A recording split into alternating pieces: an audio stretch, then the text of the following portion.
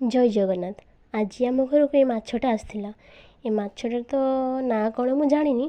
तो माछ को काटिदेली, काटिकी भलसे धोईकी रखी। आज रोषे करवा। तो हलदी लुण गोलैकी रखीदे। यहाँ आज आंब आ बैगण सोरिष पकईकी खटाटे करवा। तो कढ़ाटा को भल भाव गरम करदेली।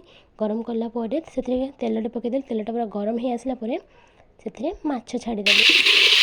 खरारे तो पूरा काठ चुली रांधे बहुत कष्ट। एपटे गरम होपटे खरा आपुणी चुलीर तात। तो माछ भाजी हो आसला। भाजी है मुझे काढ़ी पकेली। तापर किसी से तेल रहा से तेल मु कंचा लंका आ गए सुखिला लंका पोटणटे पकईदेली। चुली के पड़े नेभी आसूला। तो केते कष्ट तो जानते आपण मैंने जे रोषे करुवे चुली सी ही बुझीपारे केवल। तो पोटणटा होगला तो तार स्मेलटा आसला मुझे बैगणटा को छाड़देली। बैगणटा भजा होगला तो से आंब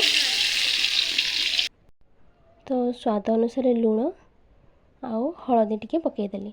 हलदी पकईकी भाजिला बेलू से हाल्का भाजी हो जापर आंब आउ बैगण टे भाजी होगला पानी टे पकईदेली। पानीटा फुटा पर्यंत भल भाव जाल मार। देखो केमती पानीटा फुटीगला। तो से बाटिक रखी सरिषटा से सरिष बटाटा पकईदेली। तो सरिष बटा पकई सारापर पानी गुड़ाक जमी देख केमती फुटुची।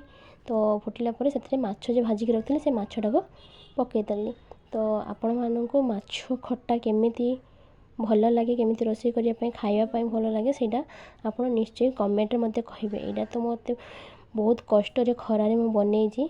तो देखा जाऊ टेस्टा केमिति हो खाइला पर ही जना पड़ो। जय जगन्नाथ।